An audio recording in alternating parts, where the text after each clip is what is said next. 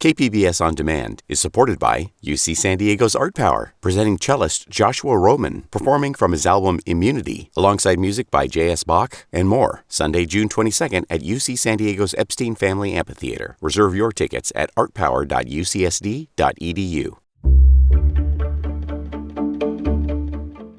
Good morning, I'm Debbie Cruz. It's Monday, September 25th. Today marks 45 years since a PSA jetliner crashed in San Diego, and there still isn't a proper memorial for the victims. More on that next, but first, let's do the headlines. SANDAG will not consider charging drivers by the mile to fund public transit.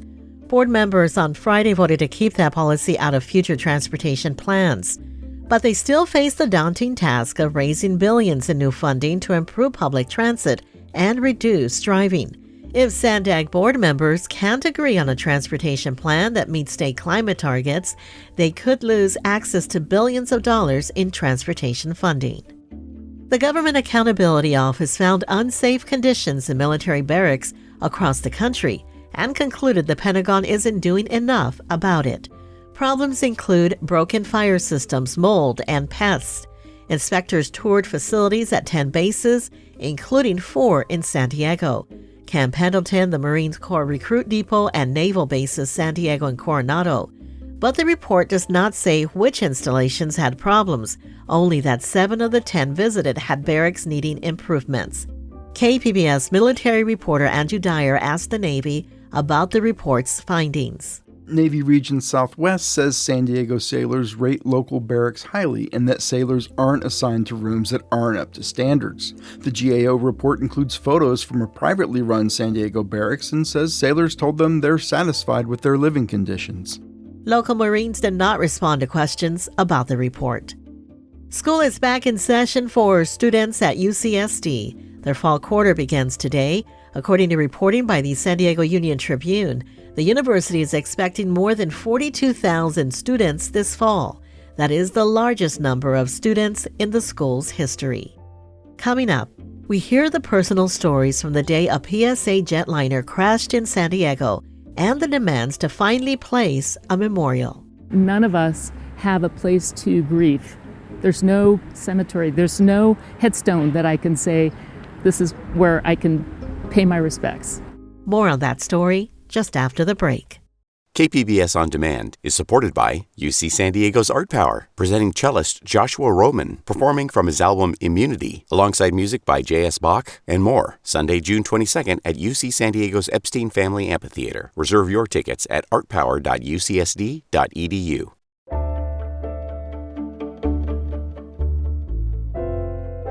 On September 25, 1978, tragedy hit San Diego. A Pacific Southwest Airlines 727, just moments away from landing at Lindbergh Field, collided with a smaller plane and crashed to the ground in North Park. 144 people in the planes and on the ground were killed. Reporter John Carroll has been looking into why, 45 years later, there is still no proper memorial to the victims. The image of a PSA 727 in flames barreling toward the ground is forever seared into the memories of many San Diegans. It's one of 2 pictures of the plane on fire taken by professional photographer Hans Wendt, who happened to have his camera around his neck as he was pumping gas a few blocks away. PSA 182 Lindbergh Tower. Traffic 12 o'clock, 1 mile assessment. A couple of minutes after that communication between PSA Flight 182 and the tower, the 727 and the Cessna collided. Seconds later, a plume of black smoke was billowing into the sky over North Park. The PSA jet smashed into the ground just north of the intersection of Dwight and Nile, killing all 135 people aboard. 7 people on the ground were killed, including 2 children. Both the pilot and passenger of the Cessna lost their lives. That plane crashed several blocks away. We met Myra Sulit-Pulowski at Dwight and Nile. Her brother Michael had boarded PSA Flight 182 in Sacramento earlier that morning. Memories of the day are still vivid. I was waiting for him at the airport to make sure that he could get on the plane, and he came back out and said, I got the last seat on the plane. So that was the last time I saw him at 7 a.m. I was on a break between classes at St. Augustine High School, 4 blocks down the road. That's North Park resident Michael Bagnus. He'd just started his sophomore year at St. Augustine's. 45 years later, and it's still difficult to get the words out about what he saw when he looked up. And I saw the fireball, and you could see the glow of the fire into the windows. You could feel the people screaming. Seconds later, Bagnus says he felt a boom, a wave emanating out from the point of impact. Then, fear of another horror overtook him. His family home was at 33rd and Dwight, about a block from the crash site. At first, Bagnus says he didn't want to go home, afraid of what he would find. He first went to a friend's house, and there he saw something that wiped away his worst fears. And she had Channel 10 on, and Jack White was reporting from the neighbor's house across the street. And that's when I knew, oh, thank God. Bagnus knew if that neighbor's house was standing, then his was too. Meantime, Myra Pulowski made her way down to San Diego. The coroner was never able to identify her brother's remains, but she has something else. She keeps it in a case with her brother's high school graduation picture. It's his wallet, found at the crash site, not damaged at all. It was intact with his driver's license and his pictures and even $1, in his wallet. 10 years ago, Myra, Michael, and several others formed a committee to finally place a proper memorial to those who lost their lives. Not that there aren't any memorials now. One is a little plaque outside the North Park Library branch. It's under a tree dedicated to the lives of those lost, but not one name of the 144 killed is on the plaque. Another, larger memorial is found in the Air and Space Museum, part of an exhibit about the history of PSA. But there's nothing anywhere close to the crash site. Now, Myra Pulowski, Michael Bagnus, and everyone else who's worked for a proper memorial for years say they're tired of waiting. Why isn't there one here? Why can't the politicians do that? Do I have to do it? They should do it. None of us have a place to grieve. There's no cemetery. There's no headstone that I can say, this is where I can pay my respects. We took our questions about the lack of a memorial all these years later to someone who may be able to do something about it. Tomorrow, you'll hear some answers from San Diego City Council member Stephen Whitburn. John Carroll, KPBS News.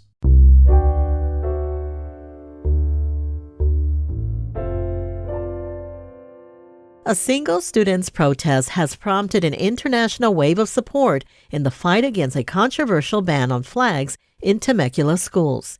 Education reporter MG Perez has the story. 16-year-old Moxie Childs is defying the Temecula Valley Unified School Board by passing out mini pride flags at Great Oak High School, where he is a junior.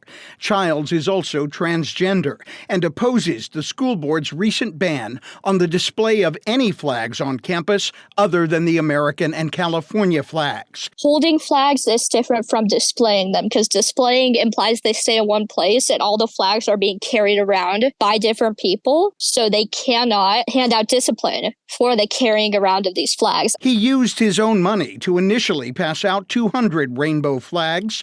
That effort went viral on social media, prompting a flood of donations of flags and money from supporters around the world. At the moment, Child says he has more than 3,000 donated flags to continue his protest. He plans to share them with other Temecula Valley schools. MG Perez, KPBS News. If you've been charged for the updated COVID-19 vaccine, you're not alone. The U.S. Department of Health and Human Services says it's hearing about insurers not covering the new vaccine. They say insurance plans are required to cover COVID-19 vaccines authorized under the Federal Emergency Use Authorization. UCSD social epidemiologist Rebecca Fielding Miller says lowering the barriers to getting a vaccine is critical to public health. If you're worried that it's going to cost money and you don't know how to negotiate with your healthcare provider to get that money repaid, that's a barrier. So the more that we can remove barriers and make it easier for people to keep themselves healthy, the better it's going to be for everybody. If you've been charged for the vaccine, reach out to your health insurance provider to be reimbursed. Coming up, I speak with one of the La Mesa Oktoberfest coordinators about this weekend's event. It's over 5 blocks. There's 4 different beer gardens, and we've really made an effort the last few years to really increase the family-friendly activities. We'll have all the details you need to know for the fest and more after the break.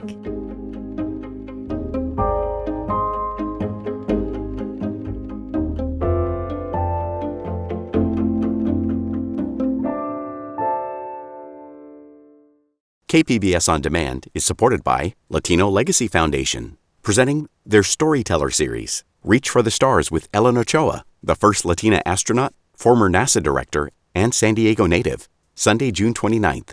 More at latinolegacyfoundation.org.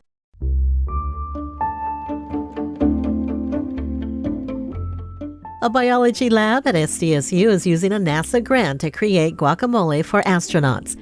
But it's not just avocados. SciTech reporter Thomas Fudge has the story. The lab features vials of green liquid that contain microalgae. That's the not-so-secret ingredient meant to bolster the guacamole with antioxidants, which protects space travelers from the high levels of radiation. The project is aimed at diversifying the diet of astronauts, and scientists chose guacamole to try to lift their spirits. They say space guac is a fun food that makes you think of parties. PhD student Gabby Canto is part of the team. This idea of mixing guacamole with microalgae was so interesting for me because I'm Mexican and guacamole is part of our diet, you know. The guacamole is still being formulated, so we're not sure how it tastes. It will be a powder that must be hydrated before it's eaten. Biologists won't say whether astronauts will also get tortilla chips. Thomas Fudge, KPBS News. The city of La Mesa is kicking off the fall season with its annual Oktoberfest. But this year is extra special because it's celebrating its 50th anniversary. The 3-day fest starts this Friday, September 29 through Sunday, October 1st. Here to talk about it is La Mesa event coordinator Laurel McFarland. Laurel, welcome to the San Diego News Now podcast. Thank you. Excited to be here. Can you describe La Mesa's Oktoberfest event and its significance to the community? Yes, it's been going on for 50 years, and it's a collaboration between the city of La Mesa, the La Mesa Village Association, and we assist as well. And it's over 5 blocks. There's 4 different beer gardens, and we've really made an effort the last few years to really increase the family-friendly activities and free activities for kids.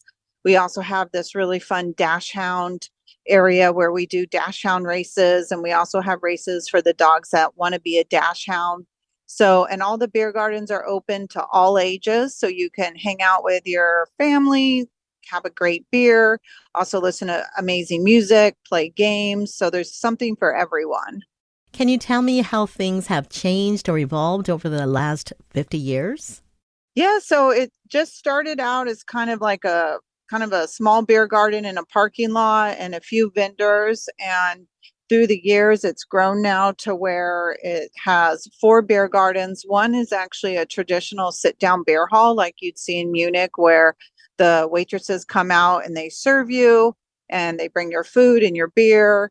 We have a craft beer garden. We also have kind of an international food beer garden. And then we have this super fun giant Hofbrau beer garden where there's music, all kinds of it, and Oompa bands.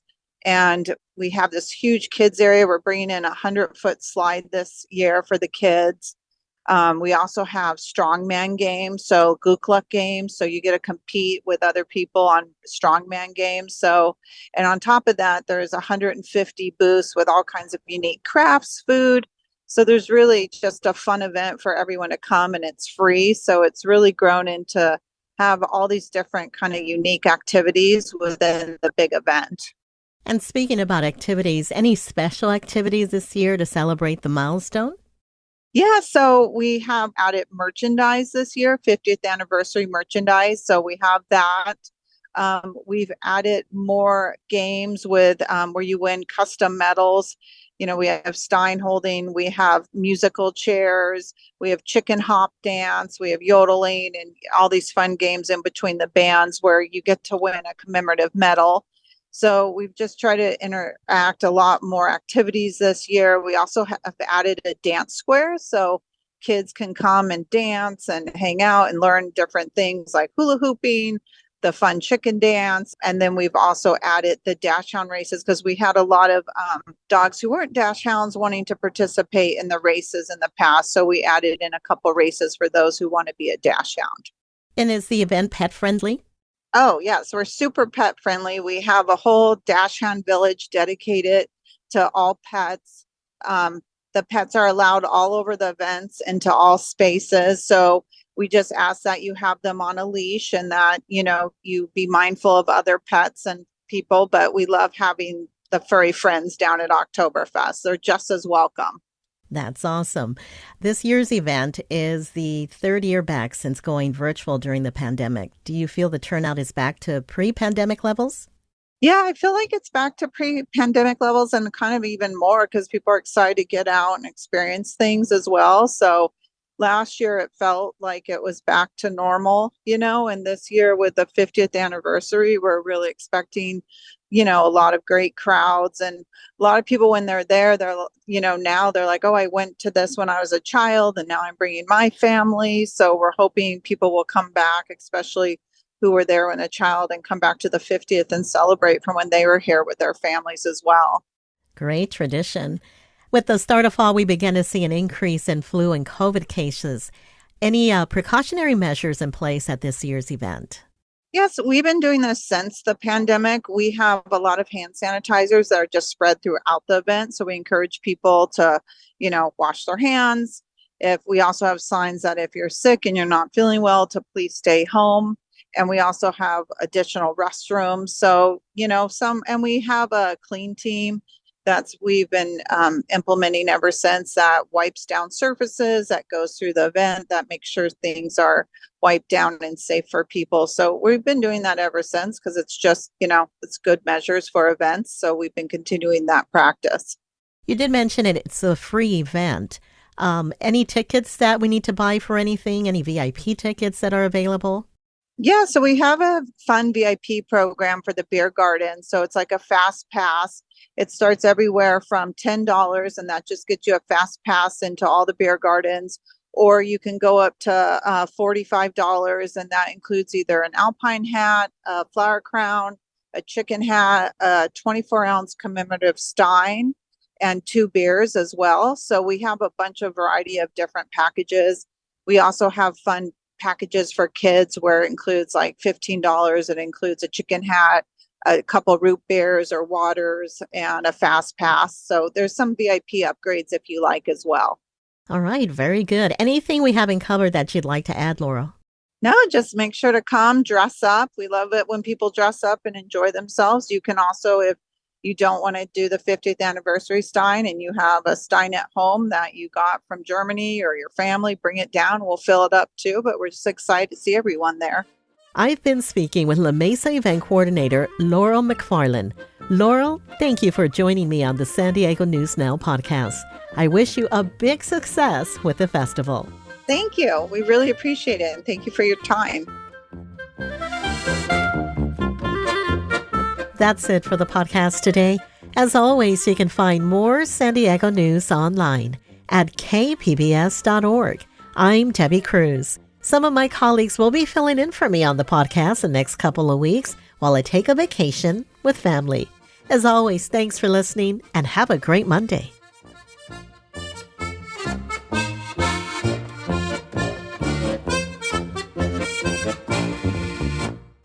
KPBS On Demand is supported by UC San Diego's Art Power, presenting cellist Joshua Roman, performing from his album Immunity, alongside music by J.S. Bach and more, Sunday, June 22nd at UC San Diego's Epstein Family Amphitheater. Reserve your tickets at artpower.ucsd.edu.